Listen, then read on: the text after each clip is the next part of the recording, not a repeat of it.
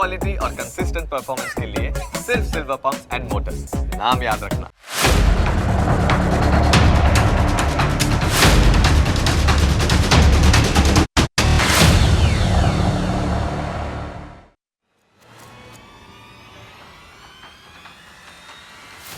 નમસ્કાર, હું Janak Dave full stop news analysis પ્રોગ્રામમાં આપનું સ્વાગત છે. તમને અસર કરતા સમાચારનું અમે સરળ ભાષામાં સચોટ રીતે કરીશું છણાવટ. આ એનાલિસિસ 360 ડિગ્રી હશે, જેનાથી મહત્ત્વના મુદ્દાઓને લગતા દરેક સવાલ પર હવે પછી મુકાશે ફૂલ સ્ટોપ. આજે અમે ઉદ્યોગપતિઓ અને રાજકારણીઓ વચ્ચેના કનેક્શનની વાત કરીશું. રાજકારણનો હેતુ સમાજના લોકોની ભલાઈ કરવાનો હોવો જોઈએ, પરંતુ કેટલાક લોકોએ રાજનીતિને ધંધો બનાવી દીધો છે. પાવર અને પૈસાનો કાળો ખેલ બનાવી દીધો છે. અદાણી ગ્રુપ વિરુદ્ધ લાંચનો આરોપ મૂકવામાં આવ્યો છે. આ મામલે કેન્દ્ર સરકારને ઘેરવાની કોશિશ થઈ રહી છે. આ મામલે ઘણી બધી હકીકતો છુપાવવામાં આવી રહી છે, જેના વિશે અમે તમને વિસ્તારથી જણાવીશું.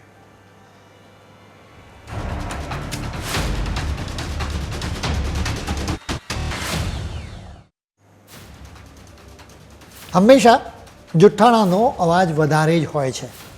ખોટું બોલનારાઓ માનતા હોય છે કે તેઓ જોરશોરથી ખોટી વાતો કરશે તો લોકો તેમને સાચા માની લેશે. એટલે જ સચ્ચાઈ જણાવવી જરૂરી છે. અમારે અદાણી ગ્રુપ અને એને લઈને રમાઈ રહેલા રાજકારણની વાત કરવી છે. તમને ખ્યાલ જ હશે કે અમેરિકામાં અદાણી ગ્રુપની વિરુદ્ધ આરોપો મૂકવામાં આવ્યા છે. આ ગ્રુપના લોકો પર આરોપ મૂકવામાં આવ્યો છે કે તેમણે ભારતીય અધિકારીઓને લગભગ $26.50 કરોડ લાંચ ઓફર કરી. સોલાર પ્રોજેક્ટ્સના કોન્ટ્રાક્ટ્સ મેળવવા માટે આ લાંચ આપવામાં આવી હોવાનો આરોપ છે. આ પ્રોજેક્ટ્સથી 20 વર્ષમાં $2 અબજ કમાણી થવાનો એક અંદાજ છે.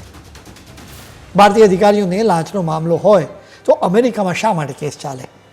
કેટલાક લોકોને કદાચ એના વિશે ખ્યાલ નહીં હોય. અમેરિકા પોતાની જાતને જગત જમાદાર માને છે. એના કાયદા પણ એવી જ માનસિકતાથી ઘડવામાં આવ્યા છે. અમેરિકામાં બિઝનેસ કરતી કંપની ક્યાંય પણ લાંચ આપે તો એના અધિકારીઓની વિરુદ્ધ અમેરિકામાં કેસ ચલાવી શકાય છે. ફરિયાદ પક્ષે આરોપ મૂક્યો છે કે અદાણી ગ્રુપે લાંચની બાબતથી અમેરિકન રોકાણકારોને અંધારામાં રાખ્યા. આ માત્ર ને માત્ર આરોપો છે, જે પુરવાર હજુ થયા જ નથી. જોકે એને લઈને રાજકારણ શરૂ થઈ ગયું છે. કોંગ્રેસના નેતાઓ એને લઈને પીએમ મોદીની સરકારને ટાર્ગેટ કરી રહ્યા છે. રાહુલ ગાંધીએ પણ વધુ એક વખત બીજેપી સરકારને ઘેરવાની કોશિશ કરી. તમે સૌથી પહેલાં તેમને સાંભળો. Chief ministers have been arrested. Jharkhand chief minister was arrested. Many people have been arrested. And Mr. Adani has done apparently one 2,000 crore scam, multiple others probably, but he's scot-free. He's running around. There's no problem. There's no investigation. And we've been raising this. Rahul ગાંધીએ જણાવ્યું કે આપણા દેશમાં મુખ્યમંત્રીઓની ધરપકડ થાય છે, પરંતુ અદાણી મુક્ત રીતે હરેફરે છે. સૌથી પહેલાં વાત તો એ છે કે અમેરિકા અને કેનેડા તરફથી વખતો વખત આવા આરોપો મૂકવામાં આવે છે, જેની પાછળનો હેતુ માત્ર ને માત્ર રાજકીય હોય છે. હરદીપસિંહ નિજ્જરના કેસમાં આખરે કેનેડાના પીએમ જસ્ટિન ટ્રુડોએ સ્વીકારવું પડ્યું છે કે તેમની પાસે કોઈ જ પુરાવા નથી. એ જ રીતે ગુરપતસિંહ પન્નુના કેસમાં પણ અમેરિકા તરફથી ખાસ પુરાવા આપવામાં આવ્યા જ નથી. એટલે જ અદાણી ગ્રુપની વિરુદ્ધમાં મૂકવામાં આવેલા આરોપોમાં કેટલો દમ છે એ તો સમય જ કહેશે. જોકે આ આરોપોને સમજવા જોઈએ, અને એના માટે પીએમ મોદીને ટાર્ગેટ કરવા કેટલા યોગ્ય છે એ પણ એક સવાલ છે. જો આરોપોમાં સચ્ચાઈ હોય તો પણ પીએમ મોદીની સરકારને ઘેરવાની કોઈ જરૂર નથી. અમેરિકાએ આરોપ મૂક્યો છે કે ભારતીય અધિકારીઓને લાંચ ઓફર થઈ છે, એટલે જ ગેરસમજ થઈ શકે છે. ભારતીય અધિકારીઓને કેન્દ્ર સરકારના અધિકારીઓની સમજવાની ભૂલ કરવામાં આવી છે. અહીં તો 4 રાજ્યો અને 1 કેન્દ્ર શાસિત પ્રદેશની વાત છે, જેનો બીજેપી કે એનડીએની સરકારની સાથે સ્નાન સૂતકનો સંબંધ નથી. અમેરિકાએ રજૂ કરેલા તહોમતનામામાં ઓડિશા, તમિલનાડુ, છત્તીસગઢ, આંધ્રપ્રદેશ અને જમ્મુ કાશ્મીરનો સમાવેશ થાય છે, જેમાંથી કેટલાક રાજ્યોમાં હવે સરકારો બદલાઈ ગઈ છે. એટલે જ અમેરિકા મુજબ ક્યારે લાંચ આપવામાં આવી હતી એ પણ જાણવું જરૂરી છે. જુલાઈ 2021થી ફેબ્રુઆરી 2022 દરમિયાન લાંચ ઓફર કરવામાં આવી. એ સમયે છત્તીસગઢમાં કોંગ્રેસની સરકાર હતી. એટલે જ રાહુલ ગાંધીએ છત્તીસગઢના એ સમયના મુખ્યમંત્રી ભૂપેશ બઘેલને સવાલ કરવા જોઈએ, પીએમ મોદીની સરકારને નહીં. એ સિવાય બીજા રાજ્યોની વાત કરીએ તો ઓડિશામાં એ સમયે બીજેપીની નહીં પરંતુ નવીન પટનાયકની સરકાર હતી. તમિલનાડુની વાત કરીએ તો એ સમયગાળામાં ડીએમકે સરકાર હતી અને અત્યારે પણ ડીએમકે સરકાર છે, જે કોંગ્રેસનો સાથી પક્ષ છે. આંધ્રપ્રદેશની વાત કરીએ તો એ સમયે જગન રેડ્ડીની વાયએસઆર કોંગ્રેસનું શાસન હતું. રહી વાત જમ્મુ કાશ્મીરની તો કેન્દ્ર સરકાર હસ્તક છે. એટલે સ્વાભાવિક રીતે રાહુલ ગાંધી અદાણી વિરુદ્ધના આરોપોને લઈને કેન્દ્ર સરકારને ખોટી રીતે ઘેરવાની કોશિશ કરે છે. રાહુલ ગાંધી એવું નેરેટિવ રચવાની કોશિશ કરે છે કે પીએમ મોદીની સરકાર અદાણી ગ્રુપને મદદ કરે છે. હકીકતની જાણ તમને હોવી જોઈએ. એટલે જ અમે તમને કેટલીક નક્કર હકીકતો જણાવીશું કે જેથી તમને વાસ્તવિકતાનો ખ્યાલ આવે. અત્યાર સુધીના રેકોર્ડ સૂચવે છે કે 2014માં પીએમ મોદીની સરકાર રચાઈ એના પહેલાં જ અદાણી ગ્રુપના બિઝનેસનો વ્યાપ આખી દુનિયામાં ફેલાઈ ગયો હતો. 2007માં ફોર્બ્સે સૌથી ધનવાન ભારતીયોનું લિસ્ટ બહાર પાડ્યું, જેમાં કેટલાક નવા નામ સામેલ હતા. એ સમયે ગૌતમ શાંતિલાલ અદાણીનું પણ નામ હતું જ. એ જ વર્ષે અદાણી પોર્ટ્સનો આઈપીઓ આવ્યો હતો, જે 116 ગણો સબસ્ક્રાઇબ થયો હતો. 2009માં અદાણી પાવરનો આઈપીઓ 21 ગણો સબસ્ક્રાઇબ થયો હતો. એટલે કે રોકાણકારોને આ ગ્રુપમાં વિશ્વાસ છે. 2004 પછી અદાણી ગ્રુપે વિદેશોમાં મોટા પાયે રોકાણ કર્યું. વિદેશોમાં રોકાણ કરવા માટે જુદા જુદા સ્તરે કેન્દ્ર સરકારની મંજૂરી મેળવવી પડે. એ સમયે યુપીએની સરકાર હતી. એ સમયગાળામાં અદાણી ગ્રુપે વિદેશોમાં કંપનીઓ હસ્તગત પણ કરી હતી અને નવા ઉદ્યોગો પણ સ્થાપ્યા હતા. રાહુલ કે એના કોઈ પણ સપોર્ટર પ્લીઝ એમ ન કહેતા કે રાહુલ એ સમયે સરકારમાં કોઈ હસ્તક્ષેપ નહોતા કરતા, બલકે યુપીએ સરકારમાં રાહુલ ગાંધીએ જ પોતાના હસ્તક્ષેપનો પુરાવો એક પ્રેસ કોન્ફરન્સમાં આપ્યો હતો. તારીખ હતી 2013ની 27મી સપ્ટેમ્બર. કોંગ્રેસના નેતા અજય માકન દિલ્હીમાં પ્રેસ કોન્ફરન્સ કરી રહ્યા હતા. એ દરમિયાન પ્રેસ કોન્ફરન્સમાં રાહુલ ગાંધી અચાનક આવ્યા. આ પ્રેસ કોન્ફરન્સમાં રાહુલે કહ્યું કે હું અહીં પોતાનો મત આપવા માટે આવ્યો છું. મેં અજય માકનને કોલ કર્યો હતો. તેમને પૂછ્યું હતું કે શું ચાલી રહ્યું છે. તેમણે કહ્યું કે હું અહીં પ્રેસની સાથે વાતચીત કરી રહ્યો છું. મેં પૂછ્યું કે શું વાત થઈ રહી છે. તેમણે કહ્યું કે વટહુકમ વિશે, જેના પછી તેઓ ખુલાસો કરવા લાગ્યા. રાહુલે કહ્યું કે હું તમને આ વટહુકમ વિશે પોતાનો મત આપવા ઈચ્છું છું. મારા મતે આ વટહુકમને ફાડીને ફેંકી દેવો જોઈએ. રાહુલ ગાંધીના આ શબ્દો છે. મનમોહનસિંહની સરકારે એક વટહુકમ બહાર પાડ્યો હતો. આમ છતાં રાહુલે પ્રેસ કોન્ફરન્સમાં આવીને કહ્યું હતું કે આ વટહુકમ ફાડીને ફેંકી દેવો જોઈએ. આખરે રાહુલની વાત માનવામાં આવી. એ વટહુકમને પડતો મૂકવામાં આવ્યો હતો. એટલે તમે સમજો કે અદાણી ગ્રુપને કેન્દ્ર સરકાર તરફથી જે કંઈ પણ ક્લિયરન્સ મળતું હતું એમાં રાહુલ ગાંધીની સહમતિ હોવી જોઈએ. આ જ કારણસર અત્યારે રાહુલ ગાંધી માત્ર ને માત્ર રાજકીય કારણોસર જ અદાણી સામે આરોપ મૂકતા હોય એમ સ્પષ્ટ દેખાય. ઉદ્યોગપતિઓ અને રાજકારણીઓ વચ્ચે આ રીતે ઘર્ષણ થતું રહે છે, જેના વિશે અમે તમને વિસ્તારથી જણાવીશું, પરંતુ અત્યારે સમય છે એક બ્રેકનો.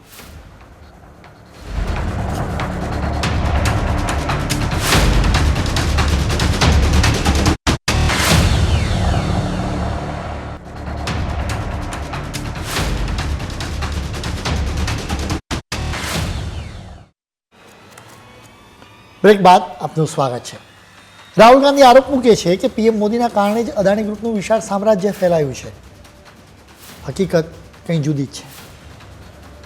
જૂઠાણાથી બચવા માટે તમારે કેટલીક હકીકત જાણવી જોઈએ. 2005માં અદાણી ગ્રુપે ભારતમાં માઇનિંગ માટેનો પહેલો કોન્ટ્રાક્ટ મેળવ્યો હતો. એ સમયે યુપીએની જ સરકાર હતી. કોલસાની ખાણમાં માઇનિંગ કરીને કોલ ઇન્ડિયા લિમિટેડ સુધી કોલસો પહોંચાડવા માટેનો આ એક કોન્ટ્રાક્ટ હતો. આ કોન્ટ્રાક્ટથી જ અદાણી ગ્રુપ મજબૂત થયું. તે પછી તો કોલસાને સંબંધિત ઉદ્યોગોમાં ખૂબ જ ઝડપથી અદાણી ગ્રુપ પ્રગતિ કરવા લાગ્યું હતું. યુપીએ સરકારના કામકાજમાં રાહુલ ગાંધીનો પ્રભાવ હતો. આ જ સરકારે અદાણી ગ્રુપને અનેક રીતે મદદ કરી હતી. 2005થી 28મી જૂને Adani agri logistics limited food corporation of ઇન્ડિયાની સાથે 800 કરોડ રૂપિયાનો એગ્રીમેન્ટ કર્યો હતો. અનાજના ટ્રાન્સપોર્ટેશન અને એના સ્ટોરેજ માટે વેરહાઉસની સુવિધાઓ માટે આ એગ્રીમેન્ટ હતો. આ એગ્રીમેન્ટ હેઠળ અનેક જગ્યાએ અનાજના સ્ટોરેજ માટે સુવિધા ઊભી કરવાની હતી. 2008માં આ કંપનીએ ઇન્ડોનેશિયામાં પણ કોલસાની ખાણ મેળવી લીધી હતી. એ જ રીતે 2010માં ઓસ્ટ્રેલિયામાં પણ કોલસાની ખાણો મેળવી હતી. આ બંને દેશોમાં કોલસાની ખાણો માટે અદાણી ગ્રુપે અબજો રૂપિયાના કોન્ટ્રાક્ટ કર્યા હતા. રાહુલ ગાંધીનો પ્રભાવ હોવા છતાં યુપીએ સરકાર અદાણીની વિરુદ્ધ બિલકુલ નહોતી. માત્ર યુપીએની સરકારની વાત નથી. રાજસ્થાનમાં આ પહેલાંની કોંગ્રેસ સરકારે પણ અદાણી ગ્રુપને સાથ આપ્યો હતો. એટલું જ નહીં, રાજસ્થાનના ભૂતપૂર્વ કોંગ્રેસી મુખ્યમંત્રી અશોક ગેહલોતે ગૌતમ અદાણીની પ્રશંસા કરી હતી. એ સમયે રાહુલ ગાંધીની ટીકા કરતા હતા. બીજી તરફ તેમની જ પાર્ટીના એક મુખ્યમંત્રીએ અદાણીની પ્રશંસા કરી હતી. એટલે સ્વાભાવિક રીતે રાહુલને તો સવાલ પૂછાયા જ. મીડિયાએ રાહુલને સવાલો કર્યા હતા. જવાબમાં રાહુલે કહ્યું હતું કે હું કોઈ પણ કોર્પોરેટ ગ્રુપની વિરુદ્ધ નથી. મારો વિરોધ માત્ર મોનોપોલી સામે છે. અશોક ગેહલોતે અદાણી ગ્રુપના આ રોકાણને આવકાર્યું હતું. જેનો બચાવ કરતા રાહુલે કહ્યું હતું કે અદાણીએ રાજસ્થાનમાં 60,000 કરોડ રૂપિયાથી વધારેનું રોકાણ કરવાની જાહેરાત કરી છે. કોઈ પણ મુખ્યમંત્રી આવી ઓફરને ફગાવી ન શકે. રાહુલે તો એમ પણ કહી દીધું હતું કે આ પ્રકારની ઓફર ફગાવી એ કોઈ પણ મુખ્યપ્રધાન માટે યોગ્ય નહીં રહે. રાહુલની આવી વાતોથી સ્પષ્ટ થાય છે કે તેઓ માત્ર ને માત્ર રાજનીતિ માટે જ અદાણી ગ્રુપનો વિરોધ કરે છે. રાજકારણીઓ અને ઉદ્યોગો વચ્ચે ઘણા સમયથી ઘર્ષણ પણ થતું રહ્યું છે. બલકે ભારતના પહેલા પીએમ નહેરુની સરકારના સમયથી જ ઉદ્યોગપતિઓની તરફેણ કરવાના આરોપો મૂકવામાં આવતા રહ્યા છે. એ સમયે નહેરુ સરકારને ટાટા બિરલાની સરકાર કહેવામાં આવતી હતી. જેના વિશે પીએમ મોદીએ એક સમય શું કહ્યું હતું એ તમે સાંભળો. 60 से 80 के दशक में क्या नैरेटिव होता था? कांग्रेस के ही सत्ता साथी, कांग्रेस के साथ रह करके सुख भोगने वाले लोग, ये वही लोग पंडित नेहरू जी की सरकार को और श्रीमती इंदिरा गांधी जी की सरकार को क्या कहते थे? ये तो टाटा बिरला की सरकार है, इस सरकार को तो टाटा बिरला चला रहे हैं. 60 से 80 दशक तक यही बातें बोली जाती थी, नेहरू जी के लिए बोली जाती थी. પીએમ મોદીએ કહ્યું કે નહેરુની સરકારને ટાટા બિરલાની સરકાર કહેવામાં આવતી હતી. અત્યારે અંબાણી અને અદાણી સૌથી ધનવાન છે. એ જ રીતે નહેરુ સરકાર વખતે ટાટા અને બિરલા સૌથી ધનવાન પરિવારો હતા. તેઓ અત્યારે પણ ધનવાન જ છે. વાત એટલી જ છે કે નહેરુ સમાજવાદની વાતો કરતા હતા. આમ છતાં એ સમયે આ બંને ઉદ્યોગપતિઓના બિઝનેસનો વ્યાપ વધતો જ જતો હતો. કેટલાક લોકોએ એવો પણ આરોપ મૂક્યો હતો કે સરકારી નીતિઓ નક્કી કરનારાઓમાં ટાટા અને બિરલા પણ સામેલ રહેતા હતા. અલબત્ત આ માત્ર આરોપો જ હતા. જોકે નહેરુ અને એક ઉદ્યોગપતિ વચ્ચેના ઘર્ષણની વિગતો તમારે જાણવી જોઈએ. 1930ના દશકમાં ભારતના ટોચના ઉદ્યોગપતિઓના લિસ્ટમાં રામકૃષ્ણ ડાલમિયા સામેલ હતા. ખાંડ, સિમેન્ટ, કેમિકલ્સ, ગ્લાસ, બેન્કિંગ અને ડેરી સહિત અનેક સેક્ટર્સમાં તેમનો બિઝનેસ ફેલાયો હતો. તેમણે ટાઈમ્સ ઓફ ઇન્ડિયા હસ્તગત કર્યું હતું. ડાલમિયા ભારતના પહેલા પીએમ નહેરુની આકરી ટીકા કરતા હતા, જેનાથી નહેરુ ખૂબ જ અકળાઈ ગયા હતા. ટાઈમ્સ ઓફ ઇન્ડિયા અખબારમાં નહેરુની ભૂલો વિશે ખૂબ લખવામાં આવતું હતું.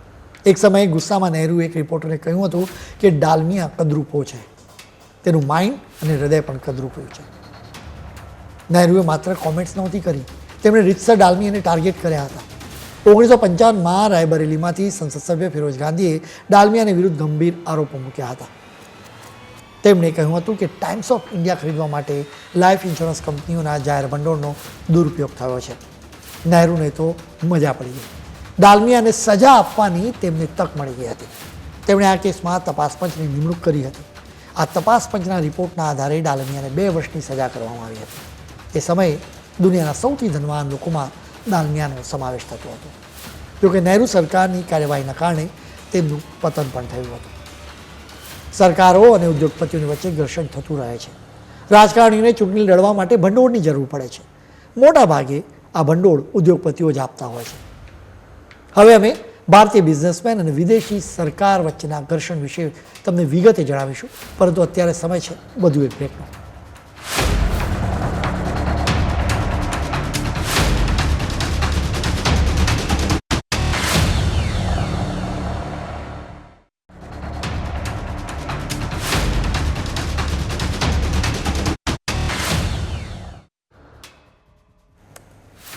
બ્રેક બાદ આપનું સ્વાગત છે. ઉદ્યોગપતિઓ અને રાજકારણીઓ વચ્ચે દુનિયાભરમાં ઘર્ષણ થતું રહે છે. અદાણી ગ્રુપ પર મુકાયેલા લાંચના આરોપો વિશે અમે તમને વિસ્તારથી વાત કરી. હવે ઉદ્યોગપતિ દ્વારા સરકારને આપવામાં આવેલા લાંચના બીજા એક કેસ વિશે પણ અમે તમને વિસ્તારથી વાત કરીશું. આખી વાત ભારતીયોની છે, પરંતુ સરકાર ભારતની નથી. મૂળ ઉત્તર પ્રદેશના સહરાનપુરના ગુપ્તા બંધુઓની વાત છે. સાઉથ આફ્રિકાની સરકારે તેમની સામે ગંભીર આરોપો મૂક્યા હતા અને એક્શન પણ લીધી હતી. રાજકારણ, સત્તા અને ભ્રષ્ટાચારનો આખો મામલો છે. 1990ના દશકમાં ઉત્તર પ્રદેશમાંથી 3 ગુપ્તા ભાઈઓ અજય, અતુલ અને રાજેશ સાઉથ આફ્રિકામાં ગયા હતા. તેઓ સહરાનપુરમાં નાના પાયે ધંધો કરતા હતા. જોકે સાઉથ આફ્રિકામાં તો તેમનું નસીબ જ ચમકી ગયું. તેઓ રાજનેતાઓની સાથે ખાસ દોસ્તી કરવા લાગ્યા હતા. રાજનેતાઓના સાથના કારણે તેમનો બિઝનેસ ફેલાતો ગયો. કોમ્પ્યુટરથી લઈને air travel, energy, mining, technology અને મીડિયા સુધી એમ બધા ક્ષેત્રમાં તેમનો વેપાર હતો. એ સમયે જેકોબ ઝુમા સાઉથ આફ્રિકાના પ્રેસિડેન્ટ હતા. જેકોબ અને ગુપ્તા બંધુઓ વચ્ચેના સંબંધો કેટલાક લોકોને ખટકતા હતા, એટલે તેઓ જેકોબ અને ગુપ્તા બંધુઓની આકરી ટીકા કરતા રહેતા હતા. તેઓ આરોપ મૂકતા હતા કે ગુપ્તા બંધુઓએ જેકોબને ખૂબ લાંચ આપી છે. બલકે કેટલાક વિરોધીઓ ઝુમા અને ગુપ્તાના સંબંધોને ઝુકતા તરીકે ઓળખાવતા હતા. આ ગુપ્તા પરિવારે અહીં મહેનત પણ ખૂબ જ કરી. સૌથી પહેલાં 1993માં તેમણે સહારા કોમ્પ્યુટર્સ કંપની શરૂ કરી હતી. એ સમયે આ કંપનીનું વાર્ષિક ટર્નઓવર $2.20 કરોડ હતું. આ કંપનીમાં 10,000થી વધારે લોકો કામ કરતા હતા. ગુપ્તા બંધુઓને જેકોબ ઝુમાની સાથે ખાસ નાતો હતો. 2015-16માં અતુલ ગુપ્તા અને જેકોબની સૌથી પહેલી વખત મુલાકાત થઈ હતી. સહારા કોમ્પ્યુટર્સની ઇવેન્ટમાં જેકોબને બોલાવવામાં આવ્યા હતા. ગુપ્તા બંધુએ ઇરાદાપૂર્વક જેકોબ સાથે કનેક્શન માટે પ્રયાસો કર્યા હતા. જેકોબના દીકરા સાથે રાજેશ ગુપ્તાના મજબૂત સંબંધો હતા, બલકે તેમણે બિઝનેસ પાર્ટનર પણ તરીકે કામ કર્યું. ગુપ્તા બંધુએ જેકોબ સાથેના સંબંધોનો ગેરલાભ ઉઠાવવાનું શરૂ કર્યું. સાઉથ આફ્રિકામાં અનેક લોકો આવા આરોપ મૂકતા હતા. 2016માં સાઉથ આફ્રિકાના રાજકારણમાં ધડાકો થયો હતો. એ સમયના નાયબ નાણામંત્રી જોનાસે એક ગંભીર આરોપ મૂક્યો હતો. આરોપ હતો કે ગુપ્તા પરિવારે તેમને એક ઓફર આપી હતી. આ ઓફર મુજબ જો ગુપ્તા પરિવારના ઉદ્યોગોનો વ્યાપ વધારવામાં જોનાસ સાથ આપશે તો તેઓ જોનાસને નાણામંત્રી બનાવી દેશે. ગુપ્તા બંધુએ આ આરોપને ફગાવી દીધો હતો.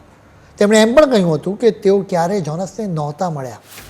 લગભગ એ જ સમયના નાણામંત્રી પ્રવીણ ગોર્ધનને જેકોબ ઝુમા સરકારમાંથી ફાયર કરવામાં આવ્યા હતા. પ્રવીણે કહ્યું હતું કે ગુપ્તા બંધુએ જ તેમને સરકારમાંથી હટાવ્યા છે. આખરે સાઉથ આફ્રિકામાં ગુપ્તા બંધુઓનો વિરોધ થવા લાગ્યો હતો. 2016-17માં સાઉથ આફ્રિકામાં ગુપ્તા બંધુઓ સામે ભ્રષ્ટાચારના આરોપો મૂકવામાં આવ્યા હતા. 2017માં લગભગ 1 લાખ ઈમેલ્સ લીક થઈ ગયા હતા.